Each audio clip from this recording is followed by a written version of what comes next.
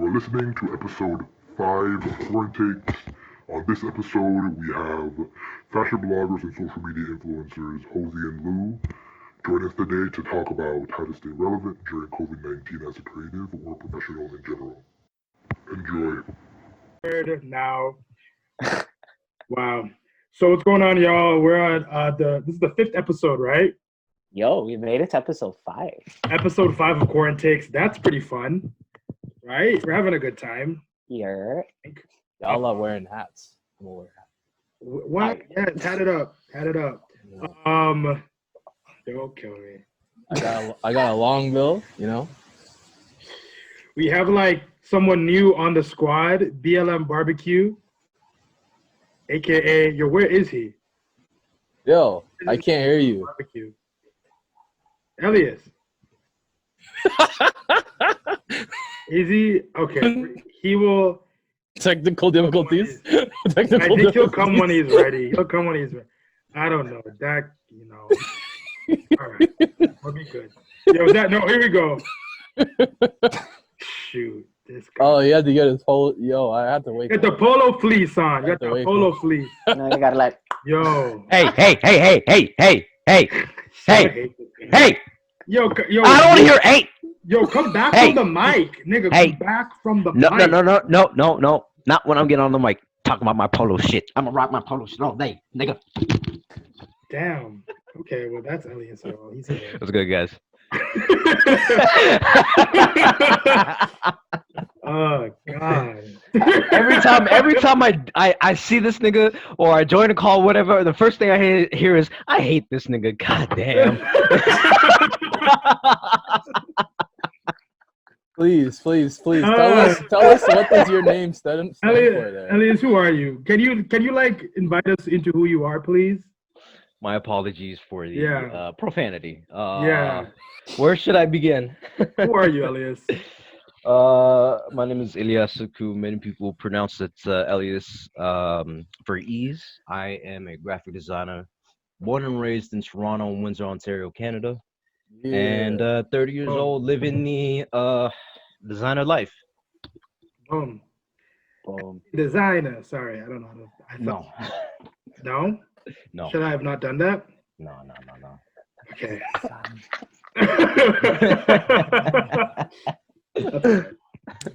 So on this episode, we're gonna have Hozzy and Lou pull up. I feel like I'm saying her name right. If I say it wrong, she's gonna come for my whole life. Let's make sure I'm doing that correct. But they are two like dope ass Black women. It's gonna be so cool to have them on, and we're gonna be talking about how creatives, workers, entrepreneurs stay relevant during COVID-19. So that's going to be a cool thing to dive into. I think we tried to talk about that last week, but last week was kind of just us like catching up, talking about. It was a big catch up. Yeah, that was really good, and I felt that was like, I kind of loved last week's episode. That was dope. It was good. Man. Yeah, we're here, Elias. Let's get your take on that. Like, you're a creative, you're a designer. How are you staying relevant during COVID-19, or how are you thinking about relevant? Well, I mean, currently I'm actually extremely lucky because I work as a media designer, so I'm actually able to work from home now, albeit it's a reduced pay. You guys can hear me clearly? Yeah, we got you. Okay, cool. Albeit, like I said, it's reduced pay, but I'm extremely lucky for the position I'm in. Not a lot of people can say that they can work from home, especially during this time of need. Mm-hmm. I do have my issues with that outside of, not able to do certain things just due to limitations of like remotely accessing my computer, my work office, right? Mm-hmm. But as a freelancer, it's harder because money's involved, right? It's not like a big corporation. It's not like someone has a large budget, large enough for where they can freely say, yeah, I can get these assets from you now, and then we continue with like further planning, new projects, and it's tough. It's tough. I've already had to speak with one client out in New York City. I've worked with them for about 5 years now, and they do annual events in New York City. So they're quite large. We reached 2,000 people last year, thankfully. But yeah, we couldn't plan anything ahead because the current situation in New York City. And I have a lot of friends there, so there are many times where I'm just thinking about them, hoping that they're good, checking up on them and such from time to time. I actually know someone in the community that I take a part of. For those that don't know, I used to travel competitively for Street Fighter. It was like a hobby turned into like a competitive hobby, into like, you know what, I can make money off this, and I have. But I met a lot of people, networked through that hobby, right?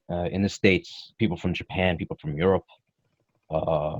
And yeah, like I know people now who are directly affected by COVID. In fact, someone was considered an OG in New York City passed away not a month ago. And see my friends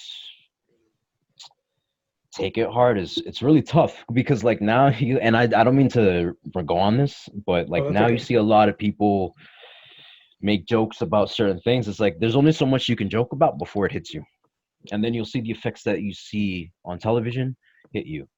And it's a shitty feeling. I wouldn't wish that on anybody. I can't really joke around about it, So after seeing them suffer like that, I'm like, yeah, you can't make a meme out of this. You can't protest this. You can't do anything. Like you have to be, you have to think of perseverance first and foremost, right? So seeing that how closely knit that crew is in New York City, and seeing how they mourned, it shows that, yeah, like, there's a lot of things that need to be done for the better, in that regard. But yeah, in terms of like the freelance aspect, and I do apologize for going on a rant. Yeah, it's tough. It's tough. I don't blame anyone not being able to do anything right now. So only because I'm in an extremely lucky position am I able to continue doing what I can. So there is that. Outside of that, I think the only other thing I've noticed is that if you've had any ongoing projects, like again, I had to stop with them for now, currently with the clients out in New York. I have clients here in Ontario who used to work at my company. They haven't got back to me in weeks, and I've been planning things for them as well. Yeah, it's everything slowed down, everything stopped. If you don't have the budget for it, you can't afford it, you're gonna have to hold on to it. And it's just hitting every businesses. I mean, I looked at some of the numbers, and apparently, like, according to economists, this is probably the worst fall of the market ever, which is crazy, because then you see how people respond. Look at Disney, for example. 100,000 people laid off, but the shareholders got millions of dollars in bailout money. So Crazy. it's hard. It's hard. Even as a freelancer, when you see that stuff, it's hard to go to someone and say, "Hey, so about that project, right? I can't do that. I can't do that." Like, Yeah. I have to be patient, and I just have to respect everyone's time. So again, I'm extremely lucky, so that's why I'm here. I feel you, man. I'm sorry to hear about your friend. That's wild. That's just like first and foremost. Yeah, and he's like, he's not the only one. It's like there's many other people that I've seen get affected. Like, actually, I know someone. Actually, I'm a friend with this person who's from New York. He's very well known. He actually got it, but he recovered. Okay. Thankfully, thank God, he Yeah. recovered. So yeah. Yeah. But the other one is like a friend of a friend. That person I know of. I don't know them, but they were very influential in that scene. He was very integral in that scene. So it was unfortunate for his passing. Rest in peace, Blue Jay. It's like such serious times, because like we are facing very like grave realities around this infection, around this virus. I mean, what it can do to people and lives, and we're still trying to figure out how we could still keep our livelihoods and keep like bread, and just keep our bread. You know what I mean? Yeah. It's wild. Like I was on Forbes earlier today, and they're talking about 6 ways to keep relevant post COVID-19, and talking about like keeping up with your boss and ensuring that like you are aggressive in the workplace, and that you have to like fight for the top spot even more so. but it's telling employers to be empathetic. So it's like this weird thing where it's like, It's really dumb. I actually got that. I got into a conversation with our bosses like that. We had a meeting where they were telling us that, okay, so here's the thing about our job, and this is the thing that pisses me off, which is the gripe I had earlier that I brought up. yeah, So we're on reduced pay for the Right. entire company, including the CEOs and the higher ups. right. However, the weird thing is that anyone within that higher up in the hierarchy, yeah, they lose up to 60% of their wages, right? Just for this Right. being temporarily. Right. Anyone below a senior VP or plus, yeah, yeah, they receive about 40%. Okay. right. So you Wait, see this. receive? Hold up. No, So- sorry. They lose about 40%, not Lose receive. 40%. They lose 40%, Okay. right? Whereas the Okay. higher ups, they lose 55 to 60, etc. Right. Now the problem is that you just look at Ellis Jacob alone. yeah, Off bonuses alone, in between 2016 to 2019, he made $15 million. Bonuses alone. Why not even just me? Why is more than 60% taking a reduced pay? Can I ask you guys how much money would you need to live 10 years without a job? How much money would you need? Given the current, know. not the current situation, but just given the idea of what quality of life is in either the US or here, how much money would you need to live for just 10 years without a job? Right. Now, if you can get that number to me, right, in 10 years, and that number does not even break 2.5 million, you're taking the reduced pay. I'm not. That's how I feel. You know what I mean? Like I can't that's believe facts. I that couldn't agree is with a that. fact. I can't That's believe facts. That's a this guy. And then fact. what's crazy is that they have a meeting with us and they're telling us. And then I even asked our VP from our department, right, or Subflex Media side. Mhm. I asked him, like, I understand that everyone's going through and stuff like that. He's asking me how I feel because like he was checking up on all of us individually after we had this group meeting, and he Yeah. asked me how I feel. So I explained to him, it's like I just find it, it's kind of tough, blah, blah, blah, whatever. And it's like he's trying to sympathize with me as someone who's made six figures, and meanwhile he is the fucking threshold and bureaucracy that I have to deal with because no one else wouldn't want to take responsibility for projects that I try to take responsibility for. And then when I try to, it just doesn't go through. I wait 2-3 years after someone else tries to and it works for them. But then they start to see the bullshit I saw 2-3 years ago, and now they're in the position I'm in. So everyone's in the same position I'm in. We all don't understand why the fuck this shit's happening. Reduced pay? Are you kidding me? There's people who can't even go to work for I don't know how long.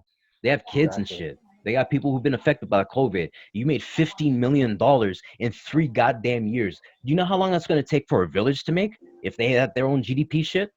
Like, that doesn't make any sense. They're not going to make 15 mil right off the bat. No one will. 3 years is so fucking quick. Woo! Wow. So you are striking the T. Oh yeah.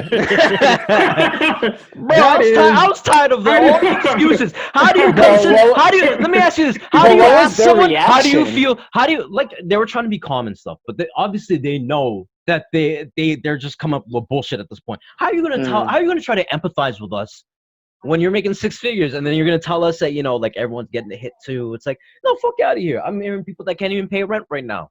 I'm paying my rent. I've actually went and paid my rent. And like, I'm hearing people going on one strike. Meanwhile, I'm like, people like hardworking people like us, we get to suffer. You know what I mean? Like, that doesn't make any sense. This whole shit's a fucking mess. Anyway, that's how I feel about everything right now. That's Elias, y'all. So he came. My bad, everyone. I honestly did not mean to take over this, but like, the more I talk about it, the more I get pissed. The more I get pissed. We knew your introduction would be colorful, so we're happy you're here. All right. We appreciate it. We appreciate it for sure. Let me tell you, damn, look, Hozzy and Lou just jumped into like the waiting rooms, about to let them in. But dude, you struck some points and like, I think we need to continue it when they come in. I just want to get them in the room and then we'll go. Okay. All right, the tings.